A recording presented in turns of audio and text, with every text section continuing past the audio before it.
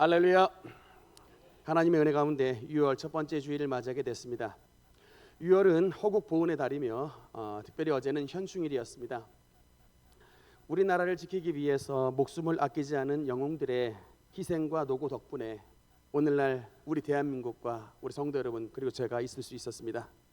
그러나 이 모든 것 위에 하나님이 우리나라를 사랑해 주시고 하나님이 우리나라를 보호해 주셔야 대한민국이 자손만대 번영하며 축복의 나라가 될 수 있는 것입니다. 오늘 우리 예배 시간 가운데에 존귀한 주님의 보혈이 역사해 주셨는데 특히 주님의 보혈이 우리 온 교회와 우리 온 가정과 우리 특별히 대한민국 이 나라 위에 주님의 보혈이 임해 주셔서 영원하신 하나님의 은혜와 보호하심 속에 살아가는 하나님의 은총과 축복의 예배 시간이 되시기를 주님 이름으로 축원합니다.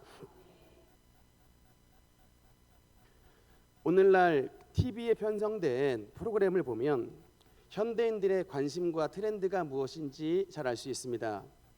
그런 것 중에 하나가 요새 어떤 것들이 있냐면 수많은 상담 프로그램이 지금 대한민국 방송가를 장악하고 있습니다. 금쪽이로 대비되는 아이 상담 프로그램들이 있고 또 부부들 가운데에 특별히 이혼 직전에 몰린 부부들이 상담을 하는 이혼 승려 캠프 이런 프로그램도 있습니다. 나중에는 하다못해 누가 상담자로 나왔는가 봤더니 귀신 받은 무당들까지 여러 문제를 안고 있는 사람들에게 조언해 주겠다고 나오는 것을 봤습니다. 살면서 우리 사람들이 많은 문제 속에 살고 있습니다. 가정 안에서 자녀의 문제도 있고 부부간의 문제도 있고 또 요사이 건강 문제도 심각한 분들이 많고 특히 물질 문제로 말미암아 고생하시는 분들이 많습니다. 요사이는 자식들 대학 문제로 인해서 이 대학 입시 기간에 무당들 찾아가는 분들 많고 또 정치인들 당선 앞두고 용한 무당들 찾아가는 분들 많습니다. 이렇게 인생들이 수많은 문제 속에 살고 있는데 이 모든 분들이 원하는 한 가지, 이 모든 분들이 원하는 것을 한 단어로 말한다면 무엇이라고 표현할 수 있을까? 솔루션, 고민 해결입니다. 문제 해결입니다. 그렇게 살아가는 자녀가 갑자기 알 수 없는 반항적인 행동을 하고 일탈을 할 때에 부모는 당황합니다. 예식장 모든 하객들 앞에서 검은 머리 팥뿌리가 되도록 서로 사랑하겠다는 그런 부부가 나중에 보니 진짜 원수가 돼서 싸우는 현실이 실질적으로 벌어지고 있습니다. 그런 문제들 앞에 대체 어디서부터 뭐가 잘못된지 그것을 잘 모르니까 상담을 받는데 심지어는 그게 귀신 받은 무당이라 할지라도 현실이 너무나 답답하니까 찾아가는 것이 오늘날 대한민국에 살고 있는 수많은 사람들이 하는 행동들입니다. 그런 의미에서 봤을 때 여러분 오늘 그 본문 신명기 30장은 이제 신명기 모세의 설교 맨 마지막 설교인 동시에 모세의 모든 설교의 결론에 해당되는 말씀입니다. 물론 여러분 신명기가 그 뒤에 31장서부터 34장까지 있는데 그 뒤는 하나님을 찬양하고 이스라엘 백성들을 축복하는 것으로 이제 마무리가 되는 것이고 사실은 설교의 결론은 오늘 신명기 30장의 말씀입니다. 오늘 이 결론부에서 요단강을 마주하고 있는 이 모압 평지에 서 있는 출애굽 2세대들에게 하나님이 주신 말씀의 결론이자 주님께서 주시는 그 이스라엘 백성들에게 주시는 하나님의 솔루션, 하나님의 고민 해결, 하나님의 방법이 무엇이냐? 돌아오라, 그리하면 살리라입니다. 따라합시다. 돌아오라, 그리하면 살리라. 돌아오라, 그리하면 살리라. 하나님께 돌아오면 하나님께서 우리에게 돌아오면 그리하면 너에게 생명을 주신다. 이것이 바로 하나님의 해결책인 것입니다. 2절 3절 말씀 우리 한번 같이 읽겠습니다. 시작.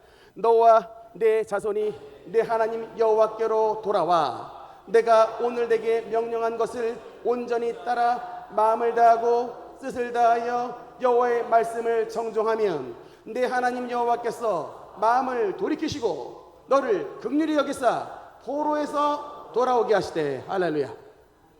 하나님께 돌아오면 너희를 포로에서 돌아오게 하신다. 이것이 바로 하나님의 약속입니다. 너희의 문제를 해결해 주신다. 이것이 바로 하나님의 약속입니다.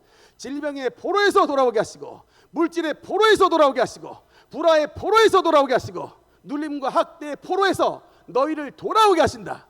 이것이 바로 여러분 하나님의 신실한 약속의 말씀인 것입니다. 믿으시면 아멘. 그럼 여기서 여러분 우리가 조금 더 근본적인 질문을 해야 되는데, 왜 그렇다면 인생들이 포로가 될까? 왜 인생들이 포로가 되고 쫓겨나는 인생을 살게 되는가? 여기에 중요한 힌트가 있습니다. 오늘 30장 1절의 말씀이 중요한 힌트의 말씀을 주시고 있습니다. 1절 말씀 같이 읽겠습니다. 시작. 내가 내게 진술한 모든 복과 저주가 내게 임함으로 내가 내 하나님 여호와께로부터 쫓겨난 모든 나라 가운데서 이 일이 마음에서 기억이 나거든. 여러분, 하나님께서 어떤 분이신가? 이스라엘 백성들의 먼 미래사까지 보시고 있습니다. 여러분, 지금은 아직 이스라엘 백성들이 요단강을 건너가지 못했습니다. 모압 평지에 서 있어서 아직 땅 한 평도 이스라엘 백성들이 정복하지 못하고 분배받지 못한 상황에 하나님은 니들이 그 땅에 들어가서 땅을 정복을 하고 분배를 받지만, 그러나 너희는 결국 그 땅에서 쫓겨나게 될 것이다 라고 주님이 예언의 말씀을 주십니다. 너희는 쫓겨날 것이다. 그런데 여러분, 진짜 주님의 말씀대로 이스라엘 백성들 쫓겨났습니다. 포로가 됐습니다. 북이스라엘은 아수리에게 망해서 쫓겨났고, 남유다는 바벨론 제국에서 망해서 바벨론 유수 포로가 됐습니다. 물론 여러분, 이것은 세계사적인 관점에서 봤을 때는 우연한 사건입니다. 세계사에서 아시리아라고 하는, 바벨로니아라고 하는 대제국이 일어나서 이스라엘 백성들을 멸망시켰던 이런 세계 역사 속에 일어난 세상적 관점에서 봤을 때는 우연한 사건인데, 여러분, 하나님은 이거를 뭐라고 말씀하시느냐? 하나님의 관점에서 여호와로부터 쫓겨난이라고 말합니다. 너희는 여호와 앞에서 쫓겨난다는 겁니다. 세상이 나라가 세서 쫓겨나는 것이 아니라 너희 하나님 여호와께로부터 버림을 받아 쫓겨나게 된다라고 말하는 거예요. 여러분, 하나님의 백성이 하나님께서 노하기를 더디하시고 인애와 사랑이 풍부하신 하나님이 왜 그 백성들을 사랑하지 못하고 그들이 결국 쫓겨나는 신세가 되느냐 봤더니 신명기 31장 20절에 이렇게 말씀을 하고 있습니다. 여러분, 여긴 제가 읽겠습니다. 내가 그들의 조상에게 맹세한 바 젖과 꿀이 흐르는 땅으로 그들을 인도하여 드린 후에 그들이 먹어 배부르고 살찌면 돌이켜 다른 신들을 섬기며 나를 멸시하여 내 언약을 어기리라. 여러분, 하나님의 선민이었던 이스라엘 백성들이 하나님께 등을 돌리고 우상을 따르는 결정적인 이유가 뭐래요? 배부르고 살찌면. 아마 쉽게 말하면 먹고 살만하니 하나님을 잊어버리고 우상을 따르더라는 것입니다. 여러분, 이 말씀은 비단 이스라엘을 위한 말씀만이 아니라 정말 대한민국을 위해 주신 하나님의 말씀입니다. 여러분, 우리 대한민국이 어떤 나라예요? 일제에 36년간 일제 군합발에 짓밟혔던 민족입니다. 1945년 기적적으로 광복을 얻었지만 그로부터 5년 후에 다시금 6.25 전쟁이 일어나서 이번엔 인민군의 군합발에 3년간 이 강토가 밟혔던 나라입니다. 제가 자료를 한번 보니까 6.25 전쟁 기간 동안에 우리 민간인과 군인 전체 합쳐서 몇 명이 죽었나 자료를 봤더니 38만 명이 사망을 했고 68만 명이 부상을 입었습니다. 실종자 포함 140만 명이 6.25 전쟁 때 여러분 목숨을 잃거나 사상을 당했어요. 제가 미국의 뉴욕의 현대미술관을 갔었는데 MOMA라고 하는 현대미술관에 보면 피카소의 그림이 있습니다. 바로 저 그림인데 한국에서의 학살이라는 그림이에요. 피카소가 그렸습니다. 제가 미국 현대미술관에서 직접 저 그림을 봤는데 인민군의 총에 발버벗은 한국인들이 그 총 앞에 서 있어서 학살을 당했던, 여러분, 이게 바로 우리 민족의 모습이었어요. 1950년에 일어났던 사건입니다. 140만 가까운 사람이 사상을 당했고 500만 명 이상의 피난민이 생겼습니다. 우리 원로 목사님과 그 가족들 이야기 들어보면 지금도 피난 시기 이야기 하시잖아요. 군산에서 인민군들이 쐈던 그 따꽁따꽁하는 그 총소리 들었던 이야기.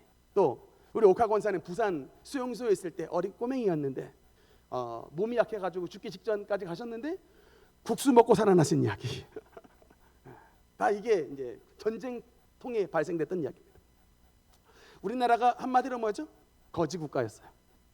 그 시절 잘 사는 사람은 거의 없었습니다. 다 가난해, 다 헐벗고 굶주렸습니다. 그랬던 우리가 여러분 보란 듯이 일어났습니다. 우리가 어떻게 일어났나? 우리가 잘났어? 여러분 만약에 우리가 잘났더라면 고려시대나 조선시대 때 우리가 제일 잘 살았었어야죠. 선교사님이 이 땅에 오셨는데 그렇게 이 땅 사람들 그렇게 머리는 좋은데 그렇게 못 살 수가 없더랍니다. 선교사님들이 놀랬잖아요. 그런데 그 선교사님들이 뿌렸던 이 복음의 씨앗이 이 땅 가운데 뿌려지고 자라서 이 땅에 아름다운 열매가 맺혀졌는데 너무나도 좋은 교회들이 생겨나게 됐고 세브란스 병원과 같은 너무나도 좋은 병원들이 만들어지게 됐고 연세대학교 같은 이화여자대학교 같은 너무나도 좋은 학교들이 세워졌는데 여러분 복음의 열매인 것입니다. 세계 속의 대한민국이 돼서 이렇게 잘 먹고 잘 살게 됐는데 여러분 지금 우리 대한민국의 모습이 어때요? 배부르고 살찌니 한마디로 하나님이 아니라 다른 것들에게 가더라.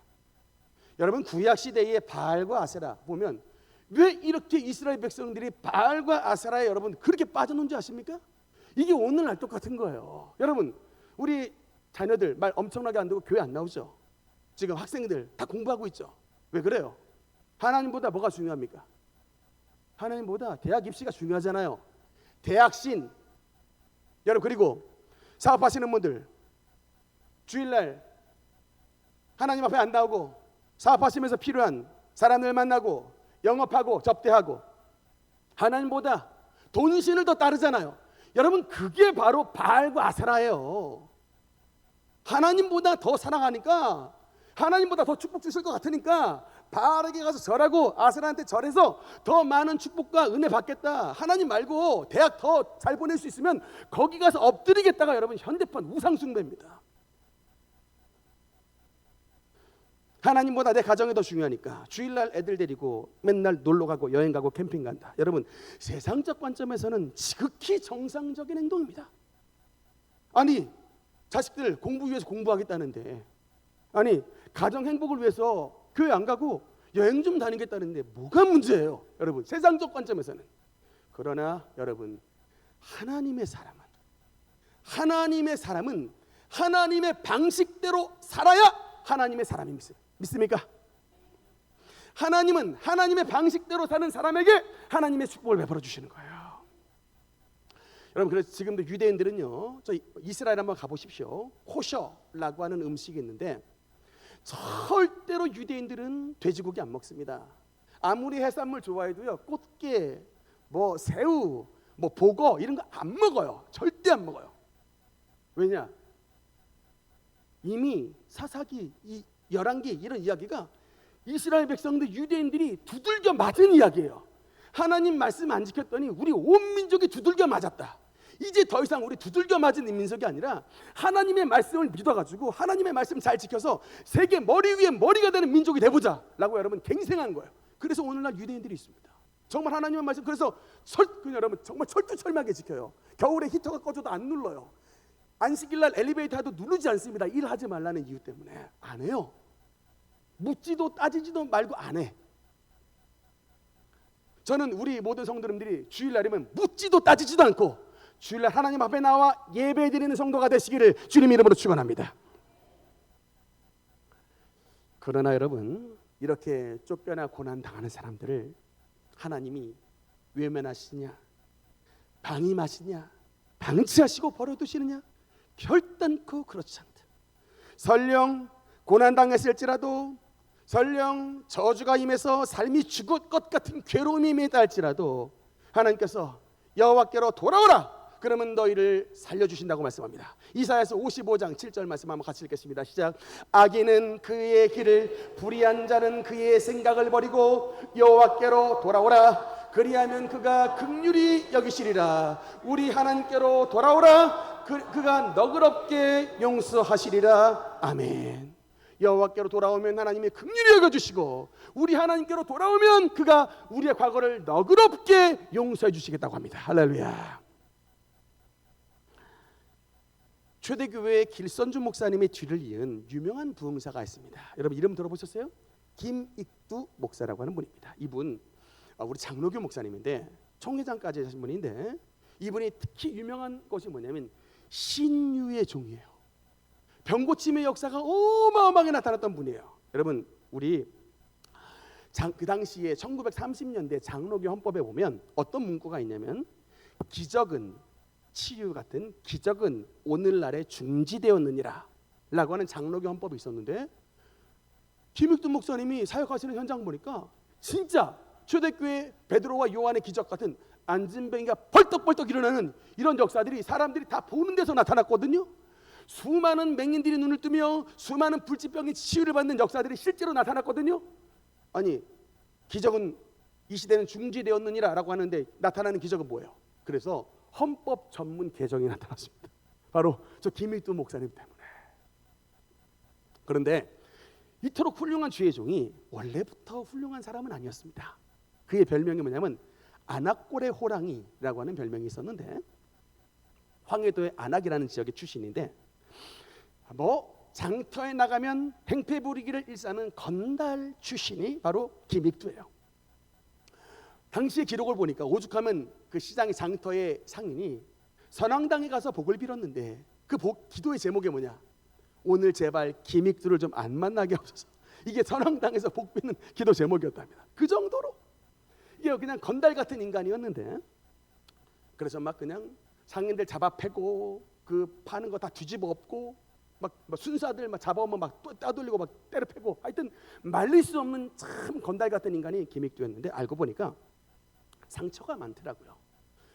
그 과거 시험을 준비를 했는데 과거에서 낙방을 하고 그런데다가 갑자기 아버지께서 돌아가신 데다가 사업을 준비하는데 사기를 당한 거예요. 돈까지 다 날렸습니다. 그래서 이제 맨날 술로 달고 살았던 이제 이런 건달 깡패가 되었는데 하루는 사진 잠깐 보여주세요.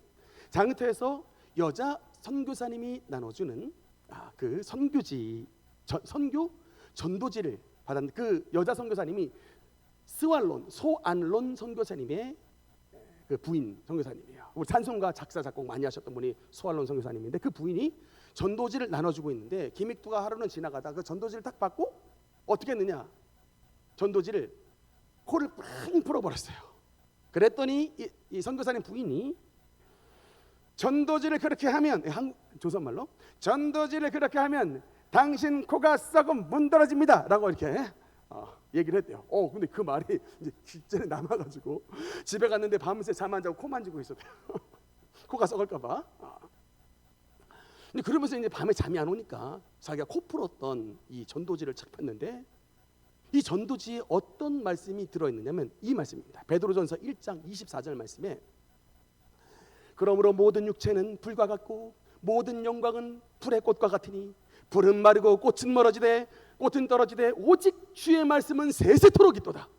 이 세세토록 이게 원어로 말하면 에이스톤 아이오나라는 말씀인데 영원토록 세세토록 이 말씀에 갑자기 가슴이 팍 들어오면서 말씀을 읽다가 불세례를 받아버렸습니다.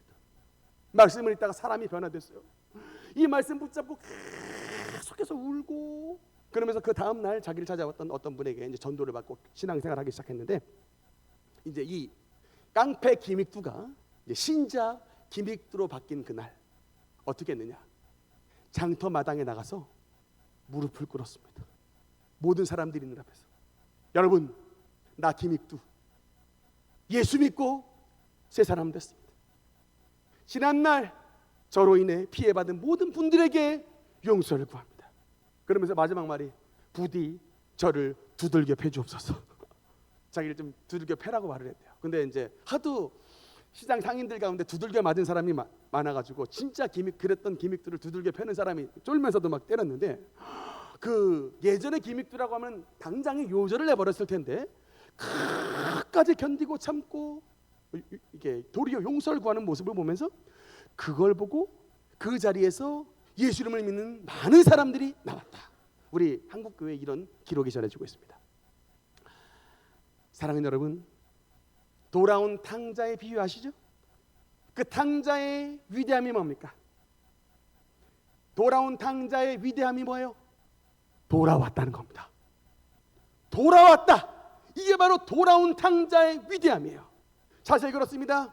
희망도 없었고 돈도 떨어지고 사람도 다 떠나고 온몸에 병이 들어가지고 먹을 것이 다 떨어져서 어떻게 뭘 먹습니까? 돼지 오물통에 담겨진 돼지밥, 쥐염 열매를 먹으려고 하는데 그것조차 없었다. 보통 같으면 소망을 잃어버립니다. 다 끝났다. 소망을 잃어버려. 낙담의 자리에 머무를 수 있습니다. 그런데 여러분 어떻게 합니까? 이 탕자가 누가복음 15장 20절 말씀해 보니까 이에 일어나서 아버지께로 돌아가니라. 이에 이 절망적인 상황 가운데 돈도 떨어지고 건강도 떨어지고 사람도 떠나고 아무런 희망이 없는 상황 가운데 탕자의 위대함이 뭐냐? 이에 일어나 아버지께로 돌아가니라. 이곳에서 여러분 위대한 탕자의 여정이 출발했던 거예요. 이에 일어나 아버지께로 돌아오니 누구를 만납니까? 아직도 거리가 먼데 아버지가 그를 보고 측은히 여겨 달려가 목을 안고 입 맞춘다. 여러분 아버지가 유지예요. 나이 많이 드신 분입니다. 그 유지 아버지가 그 돌아온 탕자를 보고 너무나도 감격해서 아버지가 달려가요. 뛰어옵니다. 우리의 옷이 헐벗어도 문제없습니다. 우리의 발이 맨발이어도 문제없습니다. 있는 모습 그대로 주님 앞에 나오십시오. 왜냐? 주님께서 하늘의 복을 활짝 열어주시사 우리에게 새 옷을 입혀주시고 새 신을 신겨주시고 손에 가락지를 끼워주시고 살찐 송아지를 잡아서 자녀 귀환의 축복을 베풀어 주시기 때문인 것입니다. 사랑하는 성도 여러분, 베드로와 유다, 한마디로 말하면 그들의 인생의 말미에 어떤 일이 있었습니까? 둘 다 실패한 자들이었습니다. 베드로는 3년 반 동안 따라다니던 주님을 3번이라도 모른다고 부인하며 저주했던 이가 바로 수제자 베드로의 마지막 모습이에요. 가룟 유다는 은 30에 주님을 판 자입니다. 누구 죄가 더 커요? 둘 다 큰 죄를 저지른 겁니다. 다 똑같은 죄. 그러나 유다는 그 무시무시한 죄를 저지른 후에 마태복음 27장 4절 말씀에 보니까 이런 말씀이 있습니다. 내가 무죄한 피를 팔고 죄를 범하였도다. 여러분 가룟 유다가 예수님을 은 30에 팔고 나서 뻔뻔하게 살았던 게 아니에요. 그 팔았던 은 30냥 때문에 가슴에 죄책감이 다가왔어요. 그 죄책감이 가져와서 그 은 30냥을 줬던 그 제사장들 그 무리에게 도로 은 30을 가지고 갔습니다. 그러면서 내가 무죄한 자를 팔고 피를 범했다, 죄를 범했다고 말했더니 세상에 이 악한 인간들이 그것이 우리와 무슨 상관이냐? 네가 당해라. 여러분 하여튼 마귀를 쫓아가는 인간들은 그 끝이 이 죄책감에 이기지 못한 가룟 유다가 스스로 생을 마감했던 것 아니겠습니까? 그런데 똑같은 죄를 범했던 베드로가 하나 잘한 게 뭐예요? 닭이 울 때 주님이 네가 나를 모른다고 부인할 것이라고 하는 예언의 말씀이 떠올라서 통곡하며 울고 애통하는데 그 통곡하며 울며 애통하고 죄의식의 자리로 끝난 것이 아니라 염치불구함에도 불구하고 부활하신 예수님 앞에 나아가 주님 앞에 무릎 꿇었다는 거예요. 돌아왔다는 것입니다. 여기서 베드로와 유다가 갈리는 것입니다. 둘 다 똑같이 실패했고 둘 다 똑같이 죄를 저질렀는데 유다는 죄의식 때문에 스스로 생을 마감해서 용서받지 못했지만 그럼에도 불구하고 베드로는 하나님 앞에 나가 엎드렸더니 예수님이 그를 회복시켜 주시고 나중에는 사랑하는 베드로야 네가 나를 사랑하느냐? 그러면서 내 양을 먹이라. 그냥 회복시켜 주신 것으로 끝난 것이 아니라 그에게 예수 그리스도의 양떼를 맡겨주신 하나님의 사명을 받았던 주님 앞으로 돌아오거라니 하나님이 그를 회복시켜 주실 뿐만 아니라 그에게 하나님의 사명을 주시는 사명자로 새롭게 거듭나게 만들어 주셨다는 것입니다. 할렐루야. 사랑하는 성도 여러분, 마귀의 거짓말에 절대로 귀를 기울이지 마시기 바랍니다. 마귀는 우리에게 너는 끝났다 라고 말합니다. 마귀에게 가장 큰 것, 마귀가 우리에게 하는 가장 큰 거짓말이에요. 성경은 뭐라고 말합니까? 누가 우리를 그리스도의 사랑에서 끊으리요? 환난이나 곤고나 박해나 기근이나 적신이나 위험이나 가리랴. 우리 주 예수 그리스도 안에 있는 하나님의 사랑에서 그 어떤 것도, 죽음도 생명도 천사도 하늘에 있는 어떤 권세도 우리를 그리스도 예수 안에 있는 하나님의 사랑에서 끊을 수 없다라고 말하고 있습니다. 하나님께서 우리를 사랑하셨기에 주님께서 십자가를 지신 거예요. 사랑하는 성도 여러분, 주님 앞으로 돌아온 자에게 주시는 주님의 회복의 약속을 들으시기 바랍니다.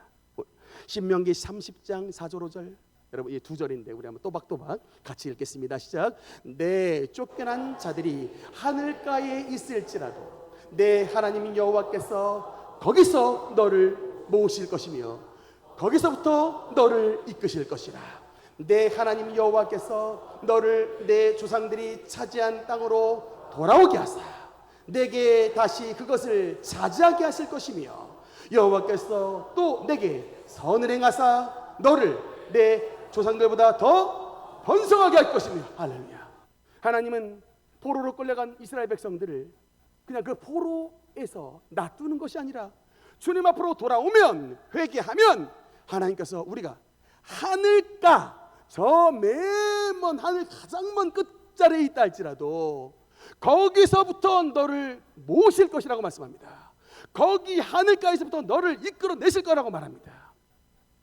가장 절망의 자리, 가장 끝자리에 있다 할지라도 하나님이 거기에서부터 우리를 모아주시고, 모아주신 우리를 하나님이 번성하게 하사 너의 조상들보다, 너의 부모들보다 더 번성하고 더 축복받는 하나님의 아들과 딸로 만들어 주시겠다.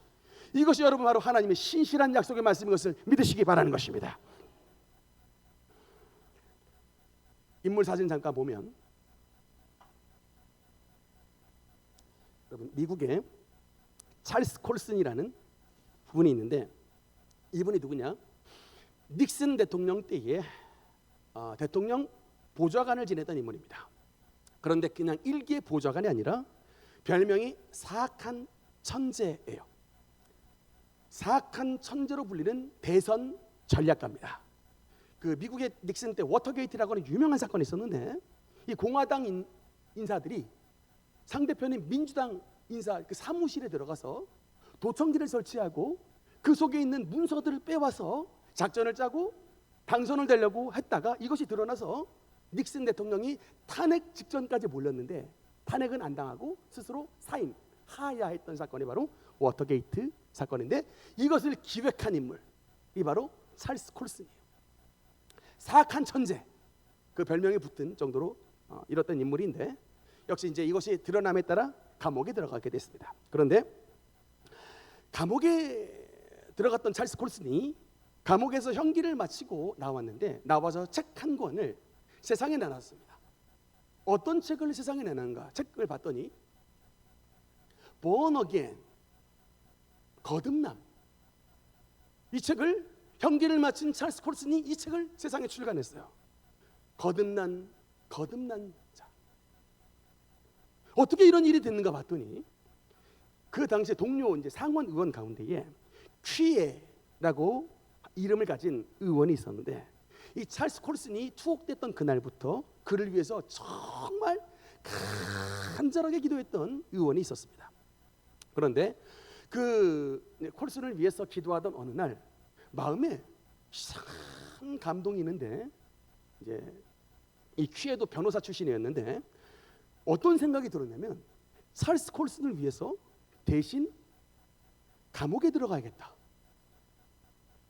감옥살이를 하고 있는 이 찰스 콜슨을 대신해서 이 상원의원 퀴에가 내가 대신 감옥에 들어가야겠다 라고 하는 이상한 마음이 생기더랍니다. 그런데 이분이 이제 변호사 출신이라 법조문을 찾아봤더니 특수법조문이 존재해서 다른 사람을 대신해 형벌을 받을 수 있는 특수법조문이 있더라요, 미국 법조항에. 그래서 그걸 발견하고 법원에 제안을 했답니다. 찰스 콜슨을 대신해서 제가, 상원 퀴에가 대신 남은 형기를 살겠습니다 라고 제안을 했는데, 당연히 이런 무모한 제안이니까, 얼토당토 않는 제안이니까 법원에서 이제 수용되지 못했는데, 근데 이랬던 퀴의 상원 의원의 기도와 너 대신에 감옥살이를 하겠다고 하는 이 여러분 행동이 찰스 콜슨에게 전해지게 됐어요. 그 소리를 들은 순간 그토록 완고하고 그토록 오만하고 그토록 자기 의로 가득 차 있던 찰스 콜슨의 마음이 완전히 무너지게 되었습니다. 하나님의 사랑이 그 완고한 심령을 무너뜨린 거예요. 여러분, 그래서 Love never fails. 사랑은 절대로 실패하지 않습니다. 하나님의 사랑 앞에 그 완고했던 우리의 모든 죄악들이 무너지는 이것을 찰스 콜슨이 경험하면서 이제 감옥 안에서 죄수가 결심을 합니다.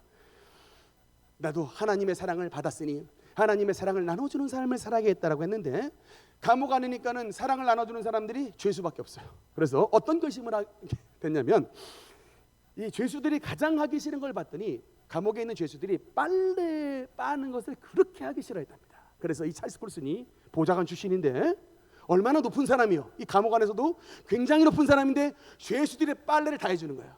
이 모습을 봤던 죄수들이 제일 처음엔 무슨 쇼 부리는 걸로 알고, 제일 처음엔 또 무슨 수작질하는 걸로 알고 아주 그냥 코웃음을 쳤는데, 이게 시간이 계속 지나면 지날수록 묵묵히 죄수들의 빨래를 계속 빨아주면서 주님을 전도하는 이 사랑과 헌신 앞에 동료 죄수들의 마음이 완전히 무너져 버립니다.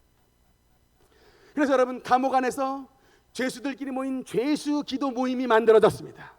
그래서 여러분, 그 형을 마치고 나온 그가 프리즌 펠로우십이라고 하는 교도소 선교회를 만들어서 죄수들에게 복음을 전하는 일을 힘쓰게 되었고, 결국 이 찰스 콜슨, 정말 범죄로 말미암아 감옥에 들어갔던 사람이 25년 후에 어떤 상을 받았느냐, 종교계 노벨상, 이거 한경직 목사님 받으셨는데 종교계 노벨상이라고 불리는 템플턴 상을 찰스 콜슨이 수상하게 됐어요.